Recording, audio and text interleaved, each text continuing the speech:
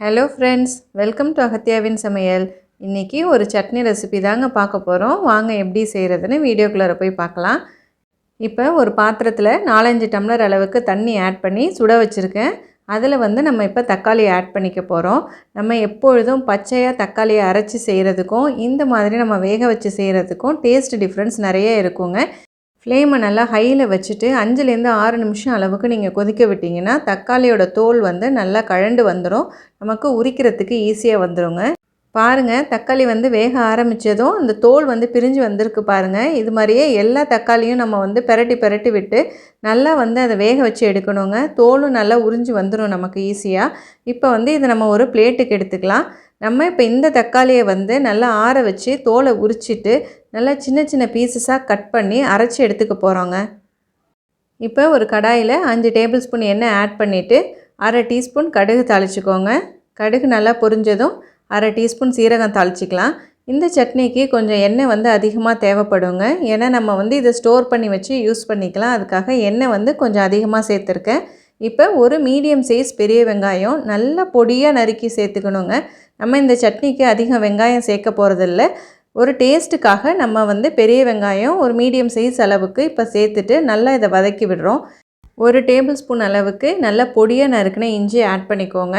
அடுத்தது ஒரு 10 பல் பூண்டு நல்லா பொடியாக நறுக்கி சேர்த்துக்கோங்க. நல்லா பெரிய சைஸ் பூண்டாக 10 பல் பூண்டு எடுத்து நான் அதை பொடியாக நறுக்கி சேர்த்துருக்கேங்க. காரத்துக்கு 2 பச்சை மிளகா விதையெல்லாம் கொஞ்சம் எடுத்துட்டு நான் அதையும் பொடியாக நறுக்கி சேர்த்துருக்கேன். இப்போ இது மூணுமே நல்லா வதங்குற அளவுக்கு மீடியம் ஃப்ளேம்லேயே வச்சு நல்லா இதை வதக்கி விடுங்க. அப்போ தான் அதோட ஃப்ளேவர் நமக்கு இந்த சட்னியில் இறங்கும். நல்லா இஞ்சி பூண்டெல்லாம் வதங்கினதுக்கப்புறமா இப்போ நம்ம மசாலா ஆட் பண்ணிக்கலாங்க. மஞ்சத்தூள் 1/2 டீஸ்பூன், மிளகாத்தூள் 2 டீஸ்பூன், தனியாத்தூள் 1 டீஸ்பூன், 1/2 டீஸ்பூன் பெருங்காயத்தூள் சேர்த்துட்டு கொஞ்சமாக தண்ணி ஆட் பண்ணிக்கிறேங்க. அப்போ தாங்க நம்ம சேர்த்துருக்க மசாலா எல்லாம் காந்தாமல் சட்னிக்கும் நல்ல கலர் கிடைக்குங்க. இப்போ இந்த வெங்காயத்தோட இந்த பவுட்ரு மசாலா எல்லாமே ஒன்று சேர்ந்து நல்லா எண்ணெய் பிரிஞ்சு வர அளவுக்கு நல்லா இதை வதக்கி விடணுங்க. ஃப்ளேமை சிம்மில் வச்சுட்டு 2-3 நிமிஷத்துக்கு இதை வதக்கி விட்டிங்க அப்படின்னா நல்ல எண்ணெய் பிரிஞ்சு வந்துடும். அதுக்கப்புறமா நம்ம தக்காளியை ஆட் பண்ணிக்கலாங்க. காரத்துக்கு நம்ம பச்சை மிளகா, மிளகாத்தூள் 2மே ஆட் பண்ணியிருக்கோங்க. நீங்கள் உங்கள் டேஸ்ட்டுக்கு தகுந்த மாதிரி நீங்கள் இதை கூட குறைச்சி சேர்த்துக்கலாம். இப்போ நல்லா வதங்கிருச்சிங்க. நல்லா எண்ணெய் பிரிஞ்சு வந்திருக்கு பாருங்கள். இப்போ நம்ம அரைச்சி வச்சுருக்க தக்காளியை சேர்த்துக்கலாங்க. நம்ம ஏற்கனவே வேக வச்சு தோல் உரித்து அரைச்ச தக்காளிங்க இது. இப்போ இதை நம்ம இதில் ஆட் பண்ணிக்கலாம். ஆட் பண்ணிவிட்டு இந்த சட்னிக்கு தேவையான அளவு உப்பு சேர்த்துக்கலாங்க. அரைச்ச தக்காளியை சேர்த்ததும் கொஞ்சமாக தண்ணி ஆட் பண்ணிக்கோங்க. அப்போ தான் இது நல்லா கொதித்து திரும்பி திக்காகிறதுக்கு கன்சிஸ்டன்சி கரெக்டாக இருக்கும். ரொம்ப தண்ணியாகவும் இருக்கக்கூடாதுங்க, ரொம்ப திக்காகவும் இருக்கக்கூடாது. இந்த சட்னி நல்லா ஒரு கொதி வந்ததுக்கப்புறமா இதை நம்ம மூடி போட்டு கொதிக்க விட போகிறோங்க. மீடியம் ஃப்ளேம்லேயே வச்சு நல்லா இதை கொதிக்க விடணும். இப்போ ஓப்பன் பண்ணி பார்க்கலாங்க. ஒரு 5-6 நிமிஷம் ஆச்சு. நான் இப்போ ஓப்பன் பண்ணி பார்க்குறேன். பாருங்கள், நல்லா எண்ணெய் பிரிஞ்சு வந்திருக்கு. நம்ம அதுக்காக தாங்க முன்னாடியே அந்த அளவுக்கு எண்ணெய் ஆட் பண்ணோம். ஏன்னா நம்ம இதை ஸ்டோர் பண்ணி வச்சு சாப்பிட்லான்னு நான் ஏற்கனவே சொல்லியிருந்தேன். இப்போ இந்த சட்னிக்கு கொஞ்சமாக நம்ம வெல்லம் ஆட் பண்ணிக்கலாங்க. நீங்கள் வெல்லம் ஆட் பண்ணுறது ஆப்ஷனல் தான்.